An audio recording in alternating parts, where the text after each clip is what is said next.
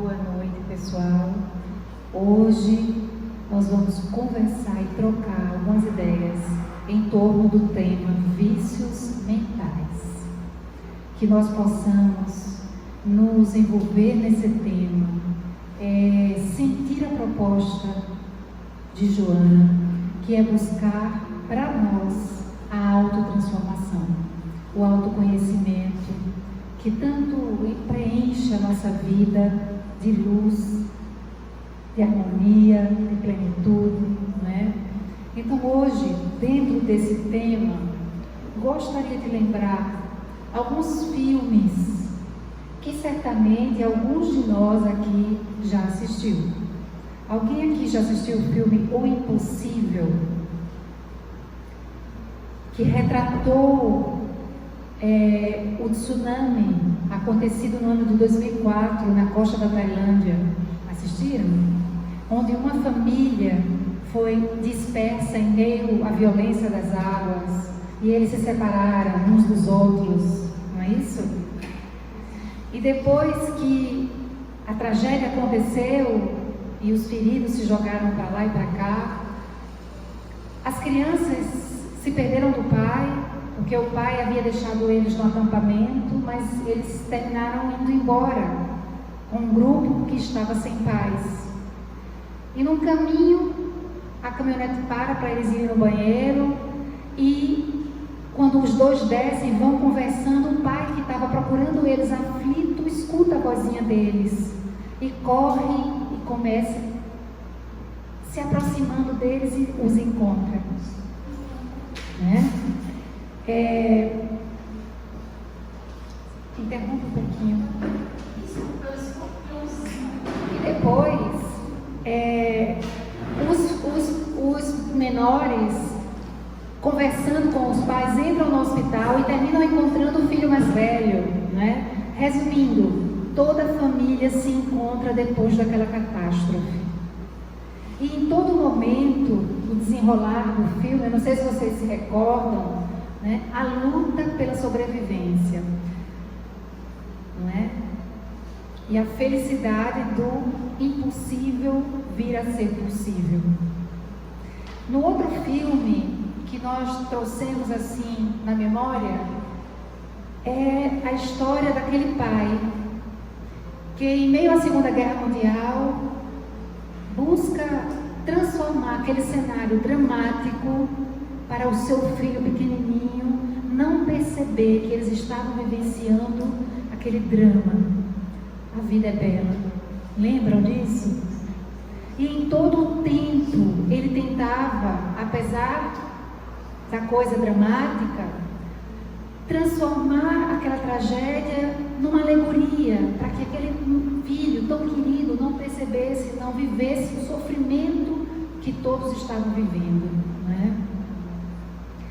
Um outro filme também que eu me recordo, que vem à memória agora, e eu não sei se vocês chegaram a assistir, é aquele também do cenário da Segunda Guerra Mundial, no qual aquele pianista luta arduamente, bravamente, para não sucumbir diante das atrocidades ao qual ele é acometido, das bombas, dos destroços em que ele tem que conviver, saindo de um lugar para outro, não é? Até conseguir manter-se vivo quando vem o sinal de que a guerra tinha acabado, a invasão alemã no território de alguns países europeus, né? O pianista. E em todos esses filmes, como também no livro que a gente pode trazer agora à memória, sobre a biografia de Anne Frank, né? Quem leu? Alguém leu a história? Joia! Em todos esses materiais que a gente traz aqui, a gente percebe um elo de coincidência entre todos eles, que é o ato de resistir, não é? O ato de perseverar. Vejam vocês, enquanto alguns filmes, e aí poderíamos dizer até que são a maioria, onde o terror, o desespero, o descompasso, a distonia é muito comum, em determinado grupo, por exemplo, que está tentando sair de um lugar para outro, diante de uma adversidade que surgiu de improviso, tem sempre naquele grupo, um grupo de 6, por exemplo, 1 ou 2, que diz que não vai aguentar, que se desespera, não é? Que não vai conseguir e começa a debulhar em lágrimas e termina atrapalhando o desenrolar do caminhar dos demais. A gente observa que tem outro grupo mais resiliente emocionalmente, de modo que a gente pode dizer que na vida existem aquelas pessoas mais fortes emocionalmente, né? Mais resilientes, mais emocionalmente maduras, do que outro grupo de pessoas nos quais a gente observa mais fragilidade, né? Mais emotividade, mais sensibilidade para a dor e o sofrimento, não é? Na psicologia, a gente poderia, por exemplo, dividir esse grupo em 2 tipos. Aqueles que são mais aventureiros, aqueles que gostam mais de arriscar e por isso topam tudo, né? Não tem temor de desbravar a vida, consequentemente são mais extrovertidos, mais envolvidos com as coisas, com os relacionamentos, com tudo. E aquele outro grupo de pessoas mais introvertidas, que se movem, digamos assim, pelo receio, se fecham, né? Não assumem muitas responsabilidades, consequentemente se atemorizam um pouco mais, não arriscam tanto, né? Muito embora isso não signifique que esse grupo de pessoas não evolua mais rápido, de jeito nenhum. Joana diz que os introvertidos têm maior capacidade intelectual. Olha que legal. Por quê? Porque a introversão leva a buscar o conhecimento, outras coisas mais, vamos dizer assim, acomodadas, né? Então, ambos, seja um ou outro, atingem os níveis evolucionais da mesma forma. Não existe um padrão. Uns mais, outros menos. Ambos atingem os níveis evolucionais tranquilamente. Falta estudos acerca disso. A gente não está no plano espiritual, né? Se a gente tivesse, certamente a gente iria recorrer aos nossos instrutores e perguntar quais os níveis que isso se dá, venha para cá, esclareça melhor. Quem sabe no futuro a gente possa trazer mais elementos acerca disso, né? Mas, via de regra, de Joana, ambos evoluem da mesma forma. O que eu quero dizer com isso é que aquelas pessoas que em alguns momentos pode ser a maioria, porque todos nós vivenciamos dificuldades, adversidades, né? Aquelas pessoas que têm menos resiliência, ou seja, mais fragilidade emocional, é mais comum construir dentro de si viciações mentais. Eu não posso por quê? Né? Eu não consigo, está difícil, eu não acredito. Quais as condições que eu me coloco, que eu me encontro para poder enfrentar determinada situação? Então, via de regra, todos nós vamos viver em situações de dificuldades, né? E os padrões de comportamento que a gente acumulou ao longo dos séculos vão ditar para nós o limiar das nossas resoluções. Muito embora esse limiar, esse padrão, ainda não é o adequado, porque todos nós temos algum vício mental que precisa ser reformulado, né? Que precisa ser modificado com carinho, com auto-amor, com discernimento, né? E é por isso que estamos aqui, tentando aprender e trocar juntos, né? Eu com vocês. Mas eu tenho uma notícia boa, gente. É que o pensamento positivo pode ser aprendido através da neuroplasticidade cerebral.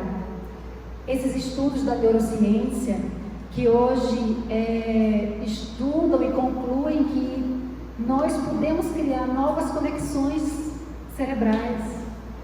O cérebro nosso pode se reconectar diuturnamente, seja nós desejarmos, né? Basta simplesmente treino. Se nós, por exemplo, criarmos uma autoafirmação positiva e todas as manhãs buscarmos a falar em estado meditativo, ao cabo de alguns dias, nós estaremos sentindo aquelas emoções que aquelas autoafirmações emanam dentro de nós.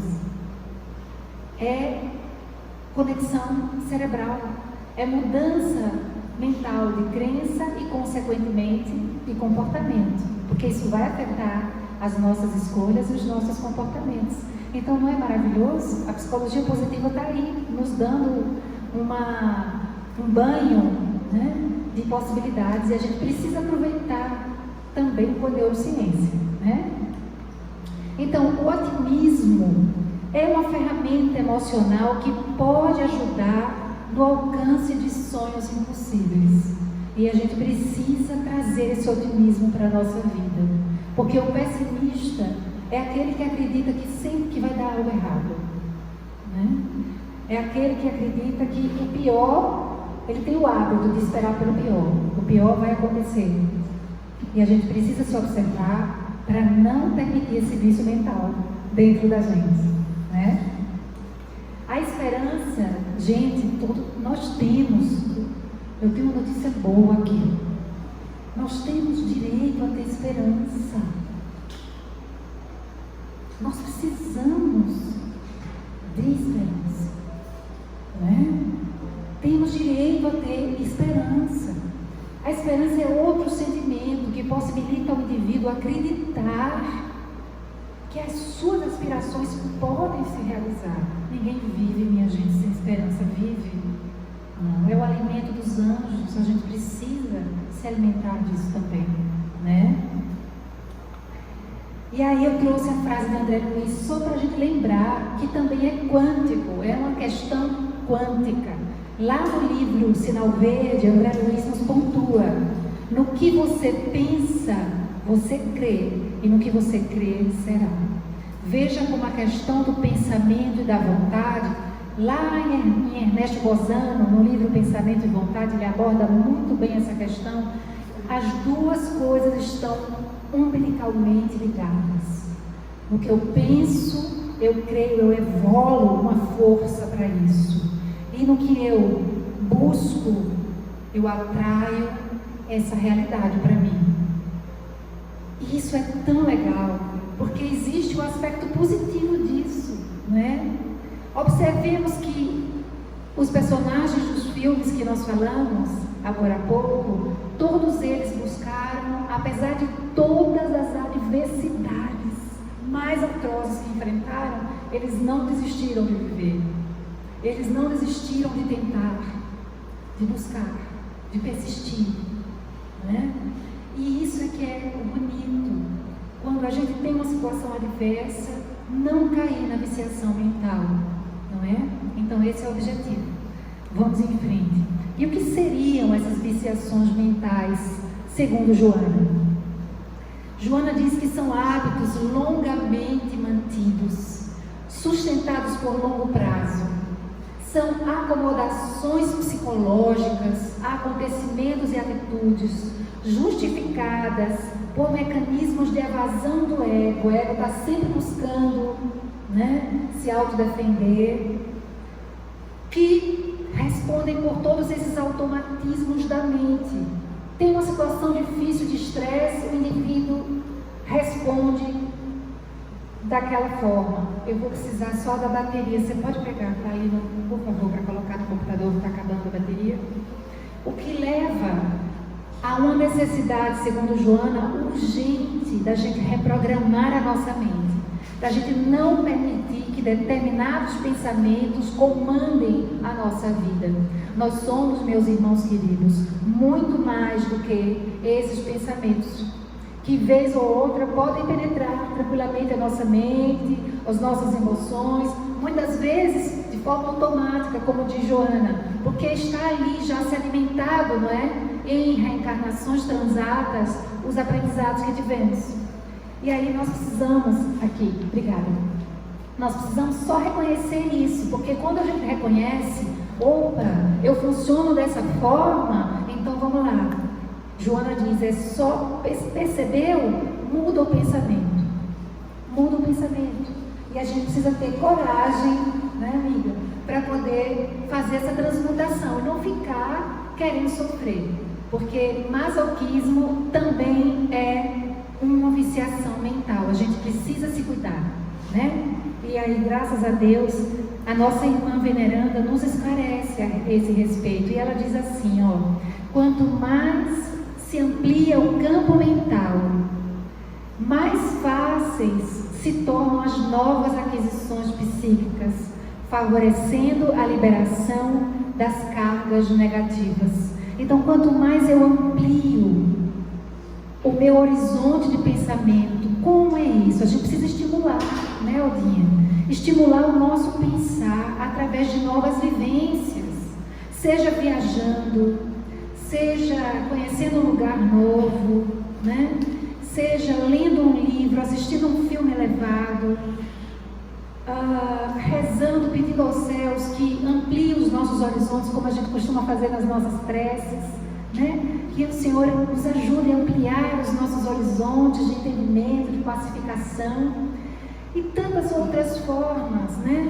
A música elevada, uma conversação fraterna com alguém que nos traga algo novo, enfim, a gente vai assistindo uma pessoa doente no hospital, visitando um asilo, fazendo um trabalho social. Tudo isso são formas de ampliar os nossos horizontes, observar o outro sofrendo, né?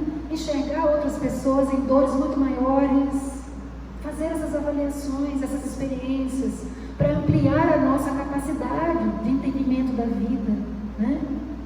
E assim nós vamos adquirindo novas aquisições psíquicas. Então, quando não conseguimos fazer esse trabalho, tranquilo? Diz Joana que surgem os tais dos gigantes íntimos ameaçadores. Ela chama esses vícios mentais de gigantes íntimos ameaçadores. Palavra forte, não é? Que é todo fruto do nosso desconhecimento, da nossa ignorância ou da nossa rebeldia. Porque quanto mais a gente for buscando se conhecer, a gente vai acabando com essas brincadeirinhas do nosso ego, né? Então, uma delas que eu trouxe para a gente conversar é a indiferença. Aquelas pessoas que respondem pelo tipo psicológico da indiferença, da apatia, da intolerância, né? Então são pessoas que não se preocupam de jeito nenhum com o outro, não querem saber em que lugar o outro está, em que situação o outro está, são completamente diferentes à situação das outras pessoas. Vivem um egocentrismo, né? E um sentimento de intolerância, de exclusão muito grande. Esse tipo psicológico de Joana, que responde por aquelas pessoas, em termos assim mais absolutos, tá? Ditas esquizofrênicas, que costumam ser os ditos algozes da humanidade. Porque quando o indivíduo mergulha num processo de tal desconhecimento de si, a ponto de gerar uma indiferença astronômica pela vida, pelos demais, a ponto de negar o direito do outro viver, esse indivíduo coloca a sociedade inteira em risco, porque ele passa a ser algoz de todos os demais. Claro, nós estamos falando aqui dos limites mais altos, não é? Da indiferença. Então, naquele livro que eu estava lendo, Dor Suprema, de Victor Hugo, psicografado por Zilda Gama, ele conta, por exemplo, a história de Tarquínio, que é um dos personagens mais atrozes, eu acho que o mais atroz do livro, em que ele tinha esse perfil psicológico. A diferença, segundo Joana, ela diz assim: ela provém de vários conflitos, como as decepções em relação à própria existência, o cansaço decorrente das tentativas malogradas. O indivíduo tenta se autoafirmar, muitas vezes ele escolhe equivocadamente o objeto do seu desejo. Então ele tem os empreendimentos frustrados e são tentativas repetitivas de fracasso, ao qual ele culmina se cansando, né? Então ele detém um desamor muito grande por ele, pela vida, pelas outras pessoas, né? Uma falta de autoestima imensa, porque aplicou mal o sentimento dele, não deu certo, e as tentativas foram frustradas. Então ele culmina numa indiferença, numa apatia. Na verdade, é um indivíduo doente que precisa de muito cuidado, de muita atenção, né? E esse Tarquínio, ele se apaixonou por uma donzela que era o oposto dele. Nossa, uma cantora de menina, uma alma alcandorada, doce, meiga, e ele um déspota. E tudo ele fazia, mas ela tinha asco dele. E toda vez que ele não conseguia que ela o acolhesse, ele praticava, por raiva, por vingança, ele praticava um monte de atrocidades com um grupo de escravos do castelo dele. Mandava torturar os escravos, com raiva por aquela donzela não acolher o seu carinho. Esse vamos dizer assim, é o tipo mais, né, avançado dessa personalidade, que culmina no cometimento de atrocidades, né? Mas existem os outros indiferentes, mais comuns da sociedade, que são os grupos que nós conhecemos, as pessoas que têm uma vida mais egóica, mais despreocupada com o outro, né? E nem por isso vem a cometer atrocidades. Existem vários níveis, não é? Além desse grupo, há um outro tipo psicológico que traz o vício da insatisfação, sabe? A insatisfação, ela é algo muito comum também. E essa insatisfação leva a uma descrença, um pessimismo. As pessoas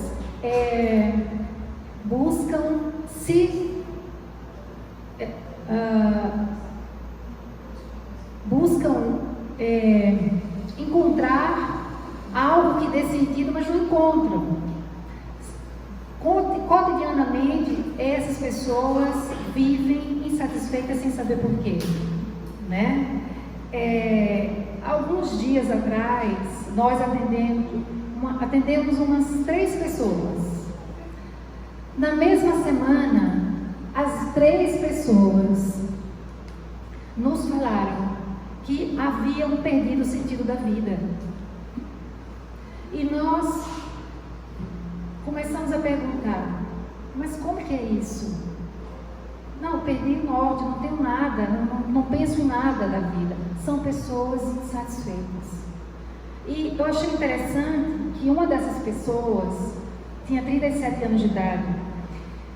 E aí eu perguntei: olha, você está dizendo que não tem norte, não tem nada previsto para o seu futuro, não pensou, não delineou nada, não consegue ver uma luz na sua frente? Ok, tudo bem. E como é que você vê isso? Como é que você sente isso? Você acha tranquilo? Você acha bom? E ele respondeu: acho bom. Gente, eu não sabia se eu ficava com ar de boba ou se eu ficava chateada. Sinceramente, eu não sabia o que falar. Porque se ele veio para o atendimento, conversar e dizer que estava bom desse jeito, algo estava errado ali. Eu não entendi, confesso que eu não entendi nada. Mas ele falou que achava bom. Falei: tá, 37 anos e achou legal, perfeito. Sabe aquela história do cachorro que está sentado em pregos e não consegue sair? Eu falei para ele: olha, sabe o que eu acho? Eu acho que você ainda vai passar um tempo nessa situação.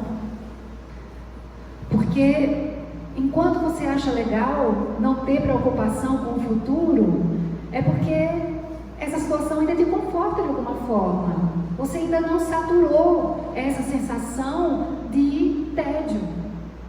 E Joana diz, só depois que o indivíduo se encontra saturado, é que ele consegue mudar o pensamento, a crença, o ideal, a aspiração, não é? Só com o esforço da busca e a saturação da condição anterior é que leva a uma mudança, não é? Então essas insatisfações, elas acontecem em muito maior número do que a gente imagina hoje em dia, principalmente numa era em que a tecnologia hoje responde por todos os tipos de relacionamento que a pessoa imaginar, né? Substitui os relacionamentos e transforma as pessoas em criaturas narcisistas, muito mais consumistas, utilitaristas do que se imaginava há uma década ou há 20, 30 anos atrás, não é? Então, esse pessimismo é muito comum no século XXI e a gente precisa ficar atento, né?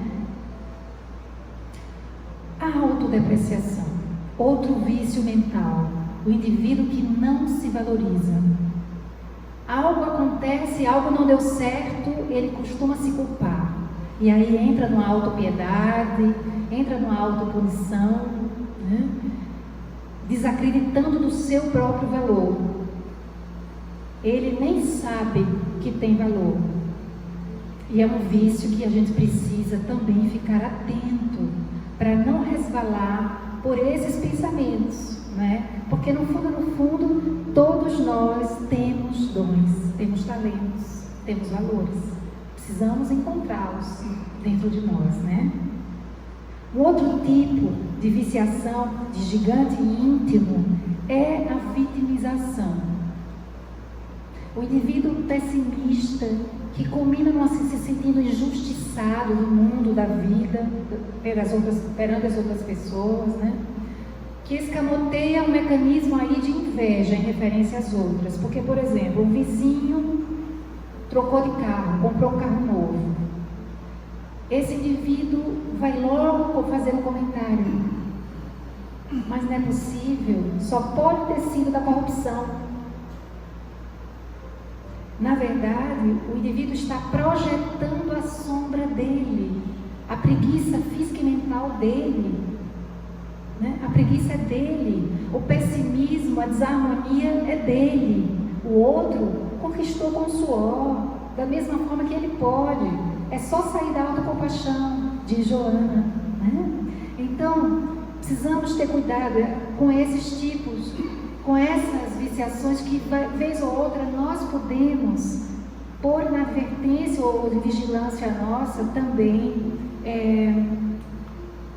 encontrar isso dentro da gente, né? No nosso baú, esses conteúdos. Um outro vício é a lamentação. Algumas pessoas costumam perder muito tempo nesse vício mental. E é difícil sair de uma condição dessa para uma outra se o indivíduo fica no lamento, não é verdade? Então, por exemplo, eu, quando me mudei de setor do meu trabalho, eu fui para um outro grupo, né? E quando eu cheguei, eu perguntei à colega que estava saindo, como é que é esse grupo? Como é que é? O pessoal, né? Ela disse, olha, ninguém, você sabe, não é? Ninguém aqui presta. Só se salva um, que é o fulano, tal. Isso é comum, gente? Setor público, às vezes é comum, né? Eu falei, tudo bem, mas eu cheguei levando o sorriso onde eu entrava. E sabe que eu não notei nada do que ela falou? Os dias foram passando, poxa, todas pessoas muito bem, tranquilas, que me acolheram, houve um acolhimento natural. Quer dizer, não tão natural, eu precisei trabalhar o sorriso espontâneo, a bondade, os pensamentos bons. E quando a gente coloca em treino, aquilo é a nossa realidade, né? Se não era, passa a ser, porque quando você leva a tua alma tranquila e leve para um ambiente, as pessoas notam, as pessoas captam, e aqueles problemas que porventura elas possam viver, já não vivem, já muda o contexto, não é verdade? De modo que tempos depois eu fui transferida para outro setor, que aí sim, eu encontrei a família espiritual, porque é um acolhimento natural, maravilhoso, parece que nós plantamos, né? E depois vamos recebendo.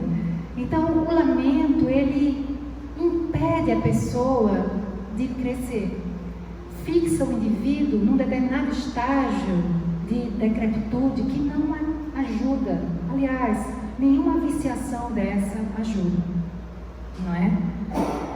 Há uma outra historinha de uma colega minha que deixou de participar de um grupo de trabalho cristão. E eu falei para ela: olha, por que você deixou de participar desse grupo? Você gostava tanto, é tão importante isso para você. Ela chegou e falou assim: olha, é porque eu sou muito crítica, você não sabe? Eu sou muito crítica e eu não gosto de ver certas coisas. Para mim, não dá certo de determinado jeito. Você sabe como é, né? Eu falei... E aí eu perguntei para ela, já tem quase 70 anos. E nós sabemos que as pessoas, quando chegam a determinada idade, não mudam tanto, né? Pelo menos não tem tanta vontade de modificar. Então eu perguntei assim para ela: olha, você gosta desse teu tipo de personalidade? Você gosta dessa tua face? Aí ela disse: eu gosto. Porque você sabe, não é? Que eu tenho meus princípios, meus valores. Eu disse: ok. Essas pessoas, não estamos aqui fazendo nenhum julgamento, apenas observando pedagogicamente, não é? Que o vício da crítica, claro, a crítica excessiva, não construtiva, não ajuda.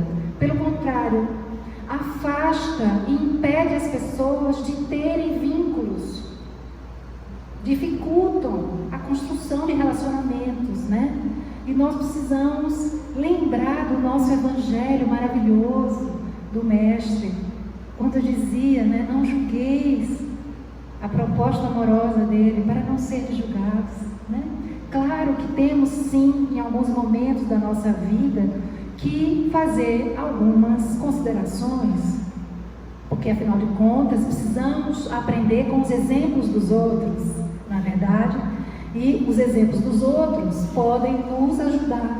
Então eu reflito, troco alguma ideia pedagogicamente, claro, mas não de forma reiterável, né? Esse não é o propósito.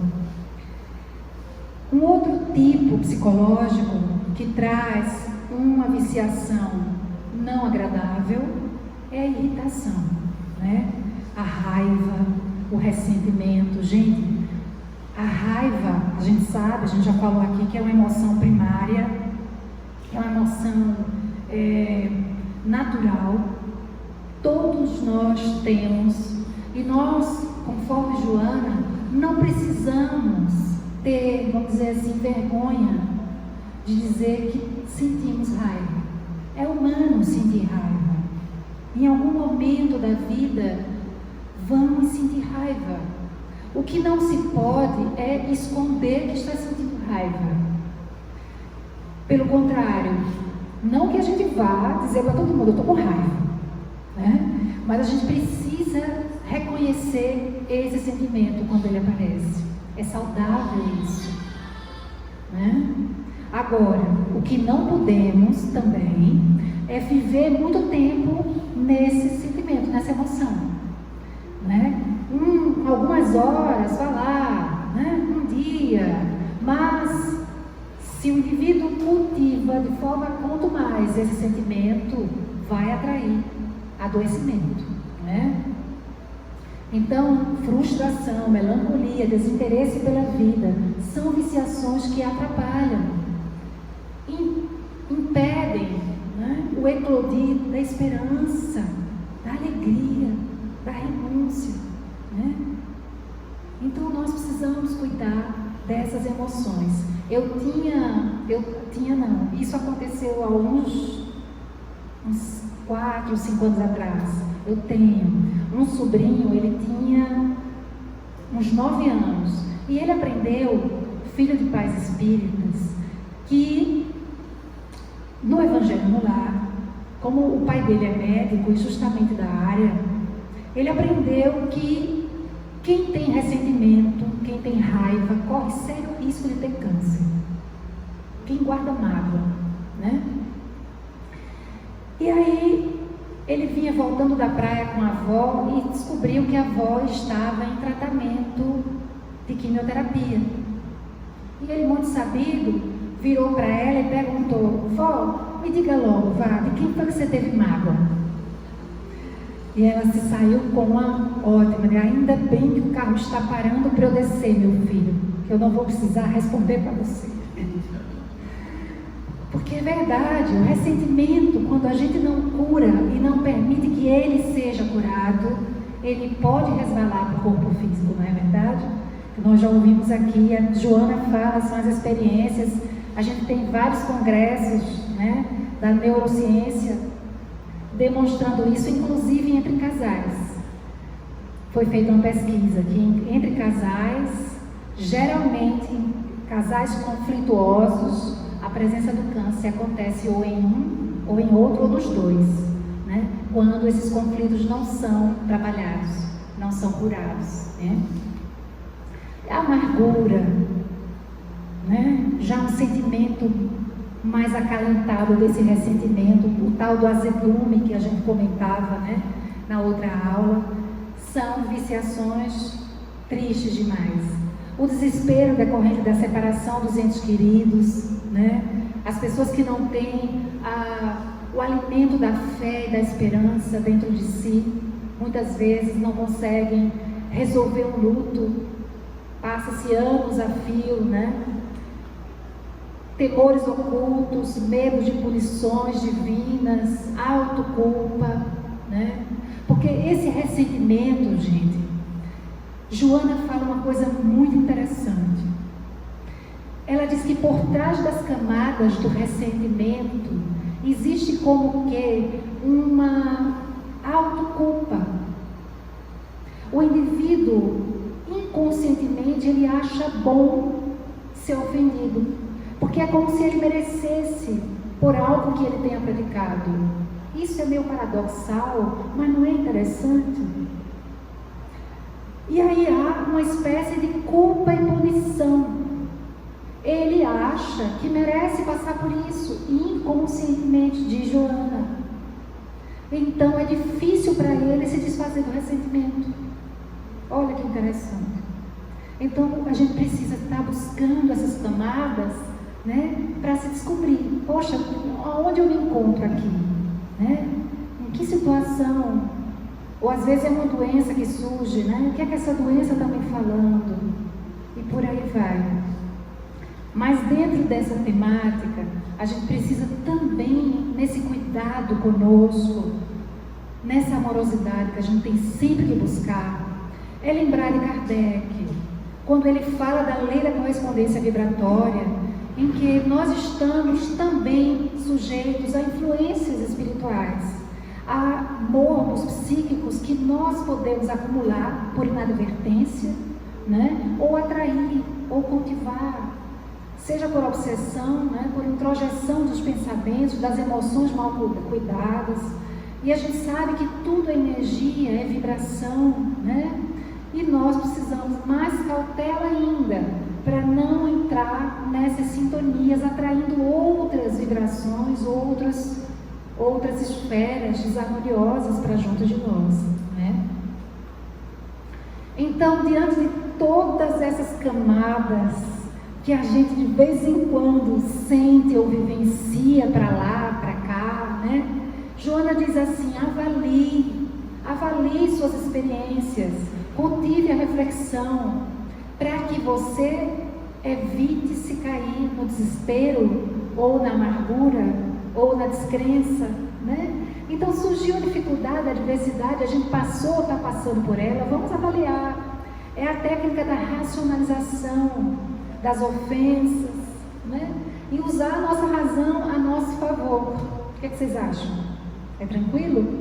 Muitos não fazem isso, né? Muitos vivenciam a dor, ficam no estresse emocional, mental, achando muitas vezes inconscientemente que merece aquele sofrimento. Olha, que triste.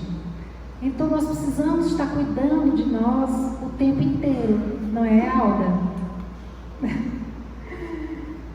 E aí Joana diz: renúncia e alegria é o que nós precisamos, sem medos, nem ambições, sem significado real. Porque quanto mais a gente vai, meus amigos, ampliando o sentido existencial, né?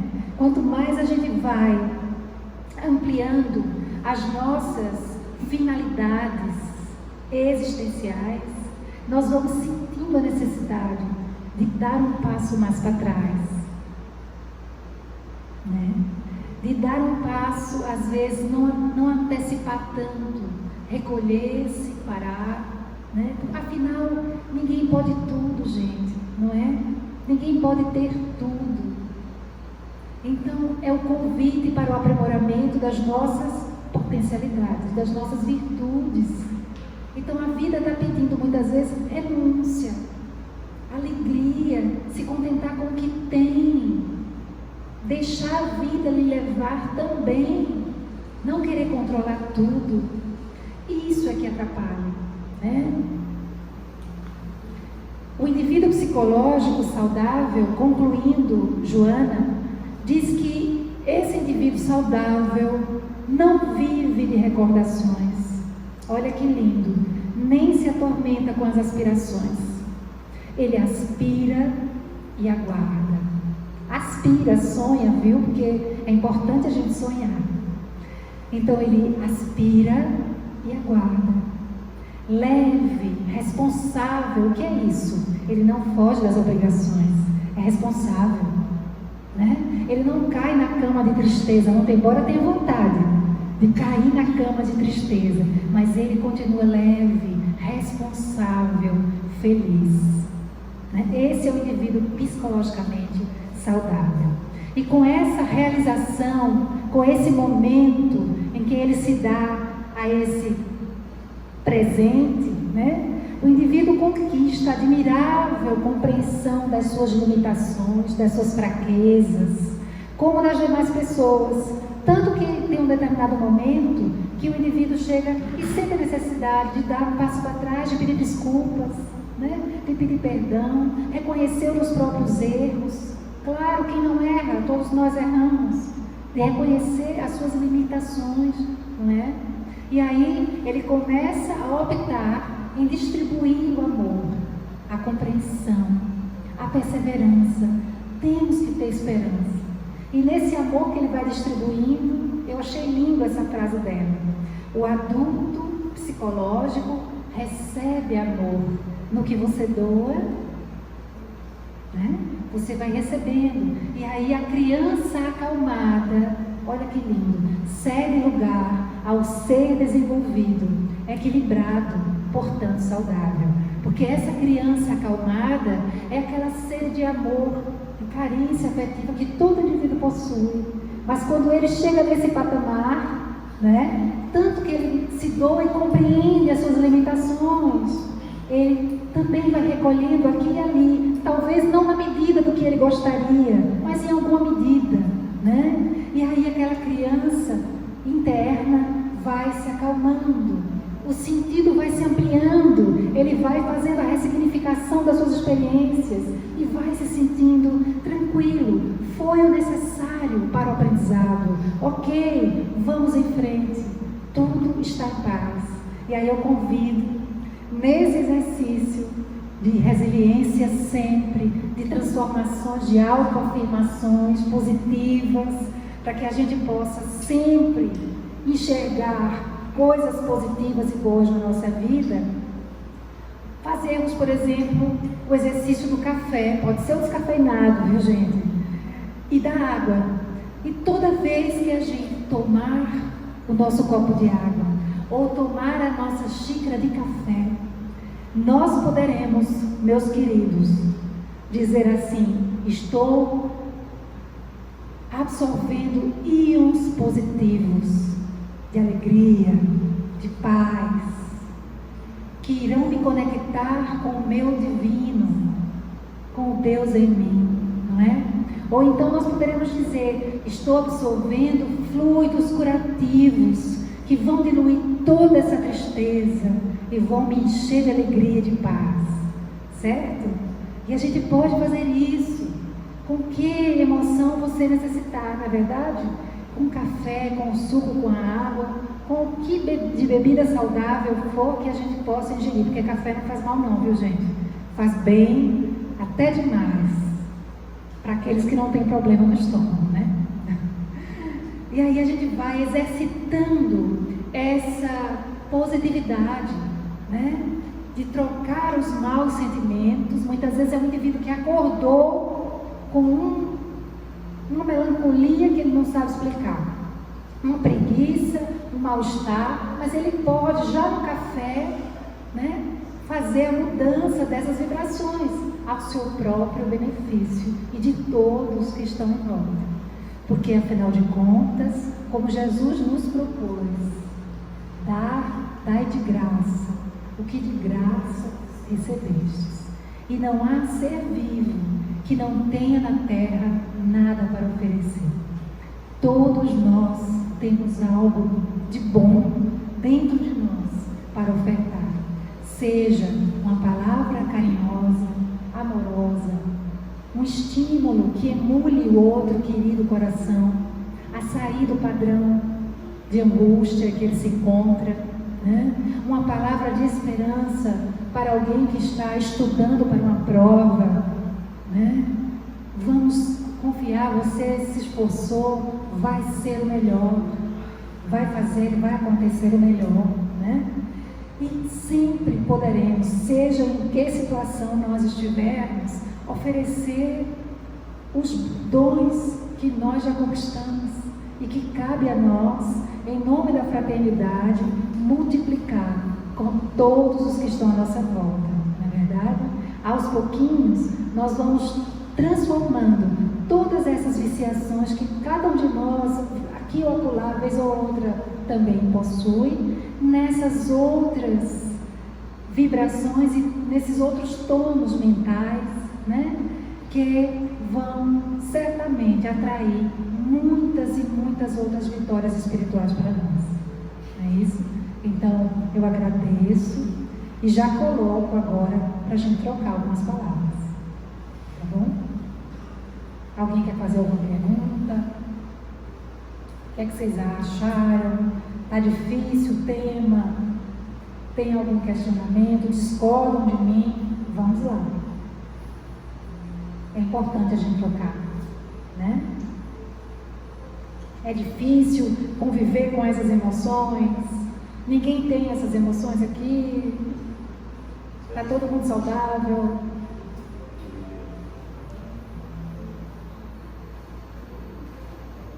Gente, fiquem à vontade, viu? Nós temos ainda alguns minutinhos. Mas já que ninguém perguntou, então a gente vai encerrar, deixando essa imagem para cada um levar na mente, né? Desse sol nascendo. Pois não. Seria tão bom que as pessoas que vivem essas angústias, essas emoções, que você falou, emoções desagregadas, negativas, pudessem ouvir, né, uma apresentação dessa, das pessoas que vivem muito amarguradas, pessoas que vivem muito rigorosas, cheias de raiva,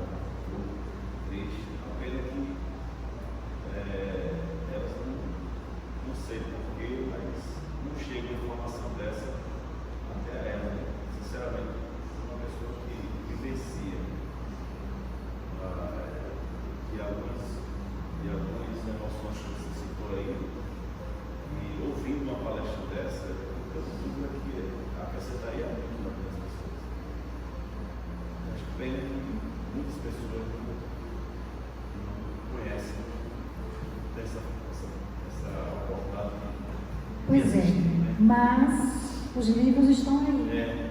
E olha que o tema não é só do Espiritismo, porque o autoconhecimento, nós sabemos, é filosofia aberta e trabalhada por diversos segmentos. Você falando aí, quando essa questão de esses sentimentos que provoca pela ansioso, eu fico